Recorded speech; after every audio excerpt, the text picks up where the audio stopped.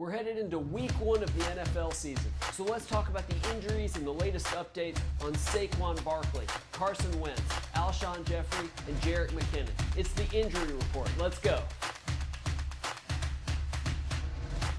Hey there, champions, sports fans, football fans, fantasy football fans.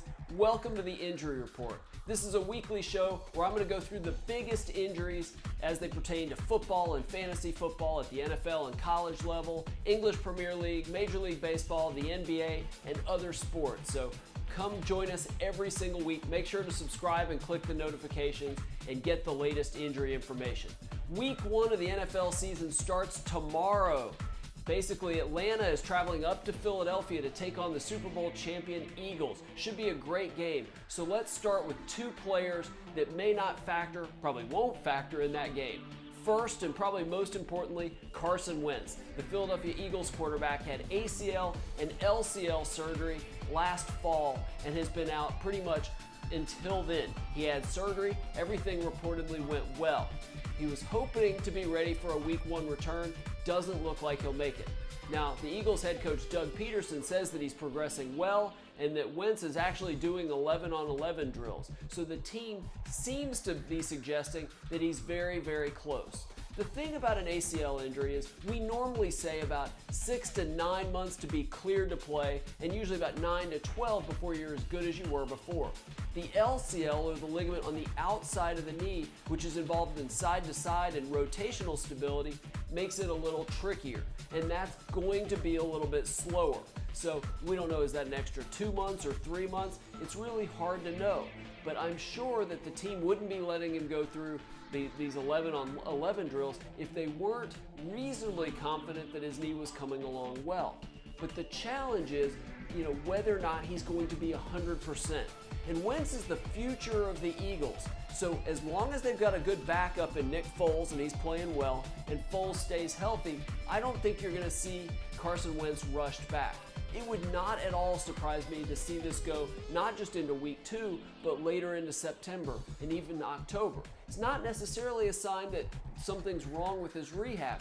That's how these goes. Remember, he got hurt well into last season. It was, toward the end of the season. So it wasn't like it was in August or September. This is going to take time.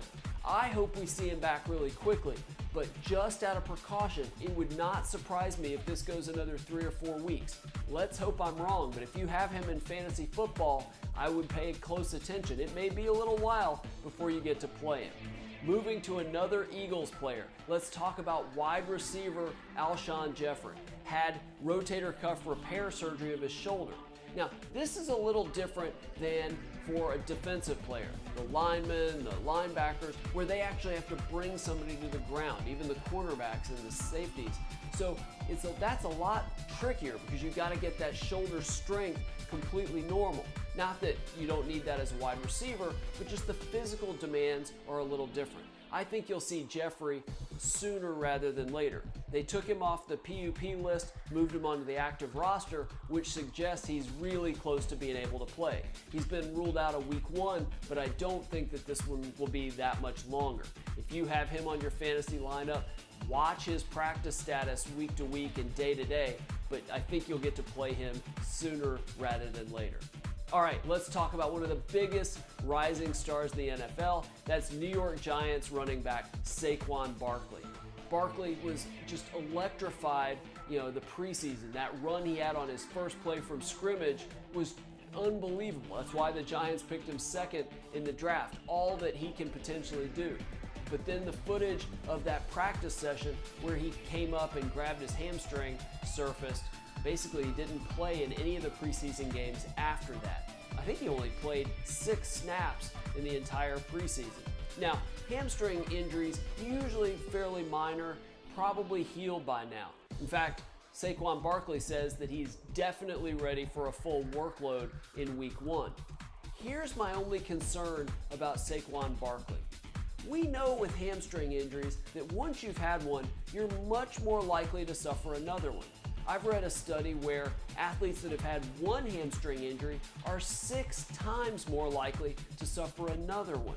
And that's why it's so important that teams completely get that injury to heal. even if it means more time out.